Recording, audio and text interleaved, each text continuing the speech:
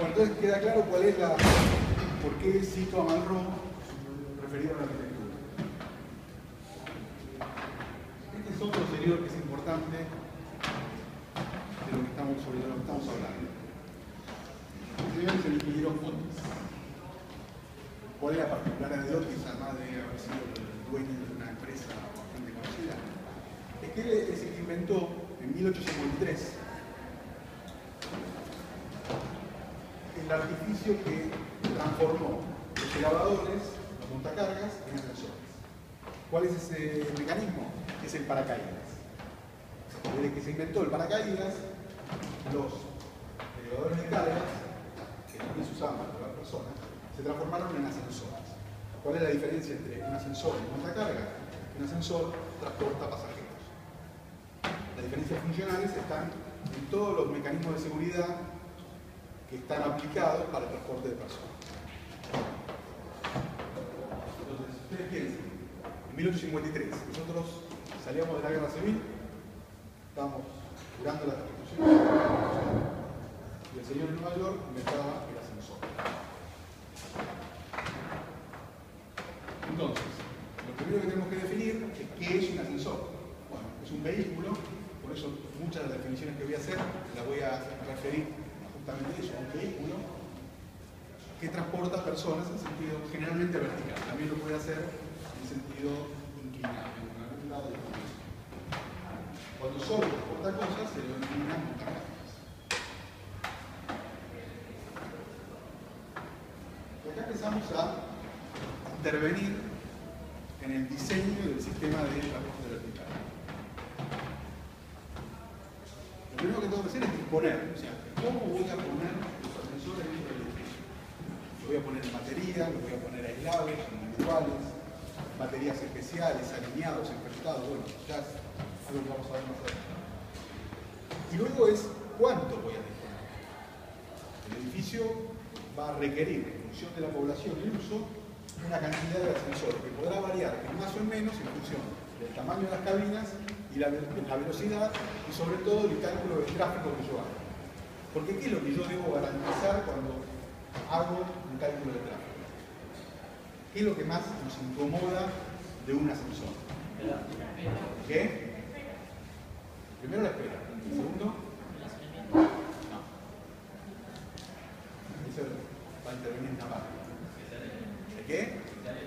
Que sea lento. El tiempo de viaje.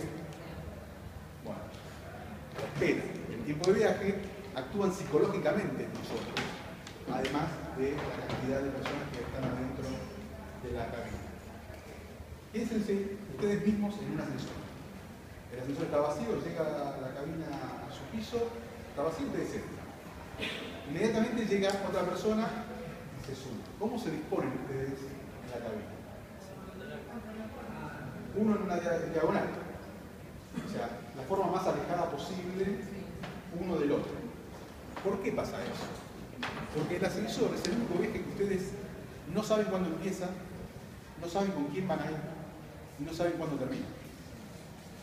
Hay una inconsistencia psicológica en el viaje. Ustedes, si toman un tren, supuestamente, saben que sale 13:59 y llega 14:32 a la otra estación. Saben a qué hora lo toman, a qué hora lo dejan y con quién van a ir. En el ascensor nunca saben eso. Hay estudios bastante grandes sobre la psicología del viaje en ascensor. Entonces, no es, pongo la cantidad de ascensores que se me ocurra, sobre todo en edificios públicos, de uso público, no de uso privado. En un edificio de viviendas, donde van dos ascensores, van dos ascensores, lo mejor que pueda, lo más cerca que pueda de los accesos a los departamentos. Ahora, en un ascensor público es absolutamente diferente. Justamente, quien hablaba fundamentalmente de la disposición era este señor. ¿Por qué? ¿Saben quién era? Este sí lo tiene. No. Es un discípulo. Murió hace un par de años. Philip Jones. Thomson justamente decía que el ascensor era un elemento claustrofóbico que era romper, que lo que hacía era romper el circuito procesional del edificio. Yo llego al edificio, atravieso el atrio, el lobby, la llegada, lo diseño todo, me mato diseñando ese acceso al edificio, esa aproximación. Luego también diseño la planta que voy a usar. Ahora, ¿qué es lo que pasa en el medio? Bueno, el ascensor rompe ese circuito procesional. Uno puede imaginarse en una iglesia, puede imaginarse en cualquier edificio de planta baja. Pero también decía Philip, lamentablemente vamos a tener que convivir con ellos toda la vida. Entonces, ¿qué ejemplo lo quiero responder? Este sí es el que mencionaba antes, que lo ubican. ¿Alguien lo ubica? Y ese es un edificio con acá no se ve. Acá estamos en una de las avenidas más lindas de Nueva York. Park Avenue, ya de fondo el Red Light, que es de Gropius. Y tenemos la Torre Sina. Fíjense, esta es la planta de planta baja. Esta es Park Avenue, la única de las avenidas que tiene Boulevard. Fíjense que entramos a través de una plaza seca, accedemos al lobby y esperamos la llegada de los ascensores en estos rellanos. Fíjense que los rellanos están puestos perpendiculares a la calle, no están puestos en el otro sentido. No es que a mí se le ocurrió, la primera línea que tiró es esta. Lo que hizo es que yo, mientras estoy esperando el ascensor, sigo viviendo el lobby, sigo viviendo la plaza seca y sigo viviendo la avenida, mientras espero la llegada del ascensor. Aquí tienen la plaza seca, acá esta es, digamos, como si yo estuviera parado en Park Avenue, y estos son los rellanos de acceso en planta baja a la batería del ascensor. Acá se ve un poquito más claro. Ubican, ¿no? Estos volúmenes más claros son los pasadizos de ascensores. Entonces, mientras la persona está parada esperando el ascensor, sobre todo en los años 40, que es cuando se hizo este edificio, sigue viviendo la plaza seca y la avenida. Por eso es importante la disposición del ascensor, porque implica seguir haciendo arquitectura como con los ascensores. Si no, fíjense, otro buen amigo. Este también lo ubican, seguramente. Ahora, fíjense cómo se instala el ascensor en la pirámide. ¿Ubican acá cuál es el ascensor?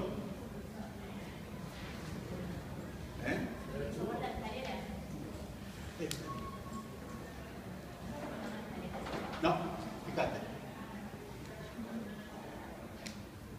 Es una plataforma hidráulica que va bajando y deja exenta la escalera. Cuando el ascensor llega al piso inferior, que es el de acceso en realidad, el ascensor desaparece. En realidad es una plataforma, no es un ascensor como el que estamos viendo. Sin embargo, lo que quiero que tengamos en cuenta es cómo usó arquitectónicamente la disposición del ascensor en este espacio impresionante que es la pirámide de Blue. Vengo bajando. Ahora fíjense, estos dos ascensores. Esto es la Defense. Lo ubican, el arco, la Defense, ¿no? Ahí, se me escapa. Sin embargo, estos dos ascensores recorren todo el espacio del arco. Mientras uno va subiendo, va viendo la avenida y ve hasta el arco del túnel. Obviamente, también una intencionalidad en la disposición de estos dos ascensores, que son solamente panorámicos de uso turístico. Entonces, cuando pienso en disposición, tengo que pensar primero en cantidad y luego cómo lo voy a disponer. El cómo es individual una batería en línea, una batería es dos o más ascensores, en línea es uno al lado del otro, puede ser con boca de acceso toda al mismo lado o de ambos lados, pueden ser baterías de líneas enfrentadas, como eran las que tenía el motor de Sigra, o baterías de diseño particular, que responden a la arquitectura. ¿Qué otros vehículos hay de tipo electromecánico o hidráulico que yo voy a poder disponer en la arquitectura? Escaleras mecánicas, montacamillas, montautos, cintas transportadoras. Ahora vieron que aparecieron las cintas al aire libre en retiro, montaplatos, andenes móviles, rampas móviles. Ya resolví cuántos autos necesito, cuántos son motores mucho más chicos, de mucho menor mantenimiento. Es la última tecnología que se está usando ya aquí en Argentina. Son desarrollados originalmente por la firma Kone de Finlandia. Luego tenemos los hidráulicos, que en realidad ustedes saben que son hidráulicos, sino que son oleodinámicos. Hidráulicos eran originalmente, cuando había un pistón que se movía a través de la fuerza del agua, hoy se mueven a partir de la fuerza del aceite, una bomba y el aceite. También hay atornillo, que ya vamos a ver un esquema, y apiñón y corona, que en realidad se usan para montacargas o ascensores de baja velocidad.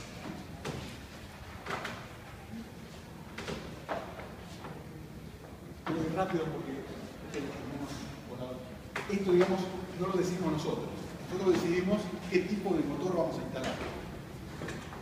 Esto es, en realidad, técnicamente, sucintamente, cómo funciona un motor a presión terminal. Aquí está, aquí ven el motor, el freno, aquí tienen la caja de engranaje con el tornillo sin fin. Como ven, hay una base apoyada sobre una manta que evita la transmisión de vibraciones y están las poleas transmisoras.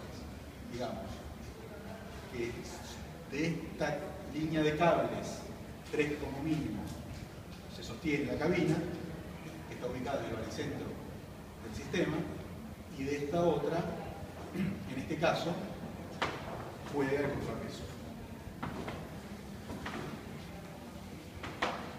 Esta es atracción directa, quiere decir, la misma cantidad de vueltas que tiene el motor que acciona son las que generan el movimiento de la cabina. En este caso está puesto el gráfico en el otro sentido. Entonces tengo el motor, el tambor y el freno, que en este caso está de costado. Vuelve a aparecer la base de asentamiento y la placa antihidráulica. Originalmente también había de arrollamiento directo, sin contrapeso. Quiere decir que el cable se arrollaba en el tambor y levantaba directamente la cabina. Estos son los ascensores que ustedes ven en la Avenida de Mayo, los tipos jaula, que a veces uno se da cuenta que no tienen contrapeso, que no es que falta contrapeso, sino que eran de arrollamiento directo, no de cabina. Los ascensores hidráulicos son los que mencioné antes, no se aplican a los edificios de gran altura por varias razones. Primero, porque la longitud de los pistones no alcanza a cubrir la totalidad de las alturas de los edificios, y fundamentalmente porque la velocidad que pueden desplegar es muy baja. Y eso generaría infinita cantidad de cabinas con un costo no soportable por la medida. ¿Qué es un ascensor hidráulico? Fundamentalmente es una central hidráulica que bombea aceite, llena una camisa y ese aceite impulsa ese pistón hacia arriba hasta llegar a las paradas que están previstas. Cuando baja el ascensor, la central no activa, sino que la válvula de descarga abre el flujo de aceite, el aceite vuelve a la central y baja la cabina por el desplazamiento del aceite. Directo enterrado quiere decir que Esto es hasta 6 metros de altura, porque los pistones tienen hasta 6 metros de altura. Quiere decir que la misma distancia que sube el pistón o baja el pistón, sube o baja la cabina. Enterrado es porque está inmediatamente por debajo de la cabina y la velocidad que alcanza es de 30 metros por minuto. Cuando tengo lateral 2.1, cuando estoy hablando de ascensores hidráulicos y hablo de 2.1, quiere decir que un ascensor que tiene un pistón de 6 metros se eleva hasta 12 metros por la multiplicación de las corrientes. ¿Se entiende? Cuando hablo de ascensores hidráulicos y se habla de un ascensor 2.1, es que se duplica la distancia que tiene el pistón en el recorrido. ¿Qué pasa cuando estoy hablando de ascensores electromecánicos y se habla de 2.1, 3.1, 4.1? El concepto es totalmente diferente. Cuando hablo de electromecánicos, estoy hablando de carga, no de distancia. ¿Está comprendido esto? Sí. Lateral quiere decir, creo que hay una que viene ahora. Sí. Lateral quiere decir que el pistón está ubicado atrás o al costado de la cabina y no está directamente por debajo de la cabina. ¿Okay? Esto puede pasar, por ejemplo, en un ascensor que cubra planta baja y primer piso, planta baja, primer y segundo piso, y por debajo de esa planta baja hay subsuelos, donde no puedo enterrar el pistón. Entonces lo que hago ahí es poner un ascensor lateral, con pistón lateral, y seguramente 2.1. ¿Cuál es el inconveniente que tiene, la desventaja que tiene un pistón lateral? Es que empiezo a tener problemas con la profundidad de la cabina, porque la carga la tomo con esta ménsula. El bastidor tiene esta ménsula que, como lógicamente tengo el mayor momento en este punto, tengo la mayor altura de la ménsula. Entonces eso empieza a generar problemas de recorrido, de bajo recorrido, para poder poner este tipo de presión. Acá tienen, este es el 2.1, acá tienen el juego de poleas que indicará el doble recorrido, y acá tienen diferentes alternativas de posición de pistones.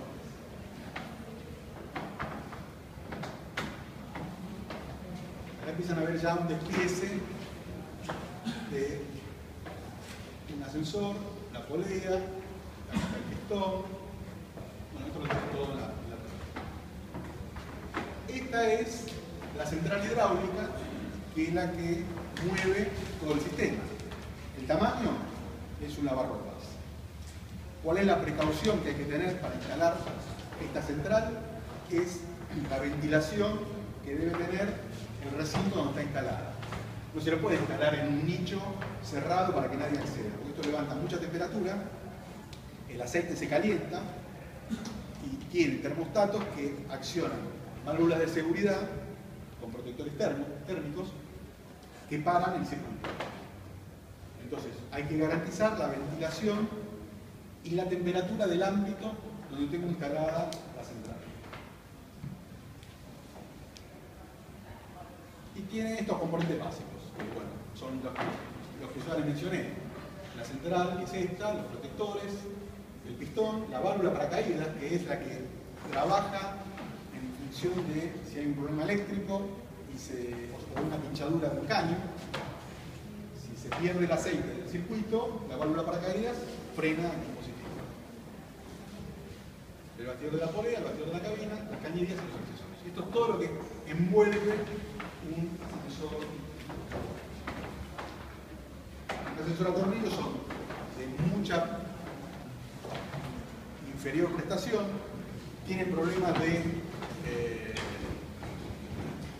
desgaste, o sea, piensen ustedes que hay permanentemente roce de metales, y obviamente son de muy baja velocidad, son para poca altura, poca velocidad, poca carga.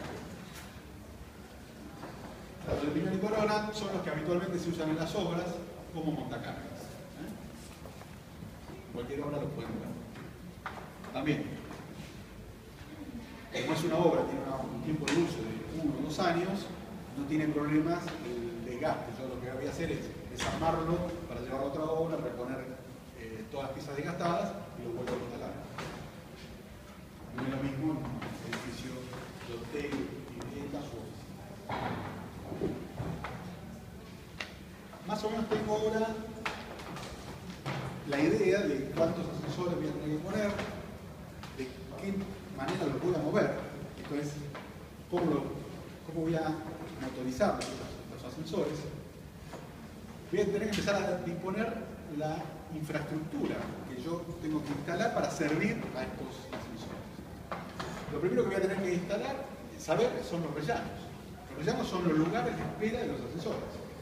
¿En función de qué se diseñan los rellanos? Bueno, de la población. Ustedes piensen, en un edificio de oficinas, en un hotel, yo tengo que disponer una cantidad de metros cuadrados para la espera de los ascensores en función de la población que voy a transportar. Habitualmente es el 15% de la población a transportar, yo tengo que tener capacidad de alojarla en esos rellanos. Luego los rellanos de piso, en general están diseñados en función de la profundidad de la cabina. Vamos a ver a qué equivamos. Pero siempre piensen, a la misma capacidad me conviene un ascensor de poca profundidad y gran boca. ¿Por qué? Porque disminuyo el tiempo de acceso y egreso de la cabina. Lo que voy a tener que poner es un recinto, o hueco, o pasadizo, en el cual solamente están las instalaciones afectadas al ascensor. No puede haber otras instalaciones que no sean las del ascensor. Generalmente está prohibido instalar cualquier otra cosa que no sea instalaciones referidas al ascensor. En ese recinto están las guías de la cabina y las guías del contrapeso. En el fondo de ese recinto están los amortiguadores, que ya vamos a ver cómo son. Luego, en cada piso tengo las puertas de acceso de piso y en la cabina tengo la puerta de acceso de cabina, que tienen una diferencia fundamental que ya vamos a ver. Finalmente, puedo tener cuarto de máquinas. Digo puedo porque tenemos ascensores que hoy los podemos disponer sin cuarto de máquinas. Directamente hacemos una prolongación del pasadizo, en esa prolongación colocamos el equipo motor, y obviamos la disposición de un cuarto de máquinas. Sobre todo cuando tenemos el problema de planos límite, podemos agarrarnos de esta categoría. En China, lo que les he dicho, el contrapeso, los cables, como ya les dije, que, por ejemplo, para el caso de la Torre Sigra, ustedes vieron que había una especie de pasillo de acceso a dos baterías de ascensores enfrentadas. ¿Qué es lo que está haciendo Schindler? Schindler es que al acceso de ese rellano, cada pasajero o indica a qué piso va, o con su tarjeta magnética la acerca y el sistema ya sabe a qué piso va a ir ese pasajero. Con lo cual, lo que va a hacer el sistema es agrupar a los pasajeros en función de los pisos a los cuales van a ir y los va a agrupar en cada ascensor. Para que no vaya José al último ascensor y vaya al tercer piso. Claudio al tercer ascensor y va al piso superior. Y luego va, en el mismo ascensor que en el primero iba al tercer piso, va al piso 15º. Lo que hace el sistema es agruparlos en función de la altura y la parada a la cual se destina cada pasajero. Eso lo hace un sistema, digamos, de agrupación de viajes. ¿Qué es lo que hace, entonces, finalmente, que un ascensor sea seguro? Ustedes piensen que es el vehículo de mayor densidad de tráfico en el mundo. O sea, no hay otro vehículo que transporte más personas que los ascensores. O sea, tenemos conciencia de esto. Los ascensores, en general, en el mundo, es el vehículo que más personas transporta. Por lo cual, tenemos que asegurarnos la confiabilidad de ese viaje. ¿Cómo lo hacemos? Con una serie de dispositivos que garantizan la confiabilidad de ese viaje. Obviamente, si luego todos estos dispositivos están acompañados de mantenimiento, con una persona responsable que se haga cargo de la seguridad, de nada sirve. Es como tener un auto y tomarlo con 3 botellas de whisky encima, digamos. Pero un ascensor, en general, y de manera bastante básica, es el vehículo más confiable que podemos tomar. Todos los son eléctricos, electrónicos. Yo tengo una batería en línea, el ancho es entre 1,5 y 2 veces la profundidad de la cabina. Digamos que si yo tengo un ascensor de 1,20 m de profundidad, voy a tener que multiplicar ese 1,20 m por 1,5, medianamente importante para edificio, digamos, de 35 pisos, 40 pisos. Fíjense que ya el claro superior es 5,70. Ahora, ¿por qué sube la altura del claro superior en función de la velocidad? ¿Cuál es el razonamiento que ustedes creen que se aplica? No. ¿Es el qué? Es el espacio de activación de los elementos de seguridad. Si yo vengo a 180 metros por minuto, voy a requerir mayor distancia para poder evitar el choque contra el techo del pasadizo. Lo mismo pasa con el claro inferior. Fíjense que de 1,20 m, cuando voy a 40, es una carreta, 45 metros por minuto, paso a 3,10 m. Yo tengo ahí finales de carrera, tengo los dispositivos, tengo el limitador de velocidad, tengo los amortiguadores, que son más importantes. Todos esos elementos requieren mayor distancia para poder evitar los mayores daños. Pregunta. ¿Sí? El claro inferior abajo de la planta más baja, en el rellano más. El claro inferior es desde el primer rellano Y que ahí te meto así para abajo. para abajo. ¿Y esto por qué es muy importante que ustedes lo analicen al inicio del diseño? ¿Por qué creen que es muy importante saber esto? ¿Cómo? No. ¿Cómo?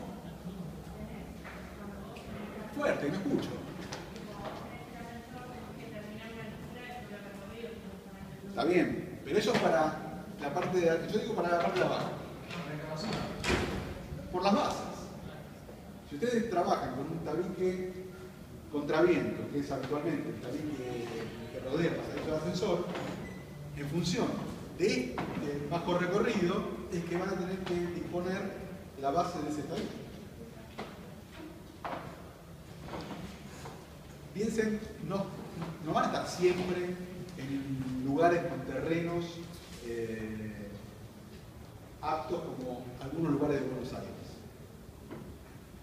Digamos, yo trabajo habitualmente en la zona de Avellaneda, a 60 centímetros en los árboles. Entonces, hay que tener muy claro cuál es la profundidad de ese bajo recorrido para excavar lo menos posible, porque en realidad lo que estamos haciendo estamos generando una pileta. Entonces, quiero que quede claro esto.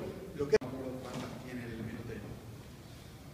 Si esas son 4 máquinas, va a tener X cuadrados de superficie de pasadizo, se multiplica por 4, con un máximo de 12 metros cuadrados por máquina. En helado mínimos, altura mínima, materiales incombustibles. Y una cosa importante, que lo van a tener que analizar en función del sector. Es un sistema que debe cerrar junto con la arquitectura del edificio. El primer dato que surge de esta imagen, ¿cuál es? En principio es el usuario. El usuario, que es un uso residencial. ¿Qué va a implicar ese uso residencial? Primer punto, va a implicar una población determinada. Si me dejas, sigo adelante. Primero va a implicar una población determinada para el edificio que estamos analizando. Segundo, va a determinar una forma de uso diferente a si esto fuera oficinas o si fuera tele. ¿Por qué? Porque implica el abordaje del sistema en diferentes maneras. En una oficina, en un edificio de oficinas, el abordaje del sistema es básicamente todo el mundo a la misma hora. O sea, todo el mundo llega entre las 8 y las 10 de la mañana, generalmente. Y se va entre las 5 y las 6 de la tarde. Eso nos implica un tráfico, que es algo que vamos a ver después, que va a determinar las características de la batería de ascensores que vamos a poner. ¿En qué va a implicar? Va a determinar velocidad, número de cabinas, dimensiones de las cabinas. Eso es lo que va a implicar como primer dato de uso. Por eso es importante que analicemos de entrada, cuando estamos trabajando en la arquitectura, qué es lo que vamos a ponerle adentro. No vale, después que resolví la arquitectura, pensar me olvidé de agregar ascensores. Ustedes piensen que el ascensor es aproximadamente el 8% del costo de la obra. O sea, yo no me olvido del 8% del costo de la obra, lo dejo para el final, para determinar. Es más que la instalación de gas.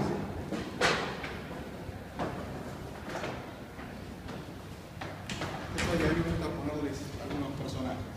Este señor es André Malraux, fue ministro de Cultura de Francia en los años 50. Era la antítesis de Sartre en cuanto al existencialismo. Pero hoy me interesa fundamentalmente porque hay una definición de Malraux que nos atañe como arquitectos. Que aplicado al ser humano lo puedo transportar a la arquitectura. Malraux decía, el ser humano es lo que ocurre, no es lo que uno ve. Cuando quiero llegar a la profundidad del ser humano, tengo que llegar a la profundidad de lo que es lo que ocurre. Con la arquitectura pasa lo mismo. No es solamente lo que se ve, sino lo que oculta la propia arquitectura para poder funcionar. Además de los aspectos morfológicos, tenemos que acentuar nuestro desarrollo en los aspectos funcionales de función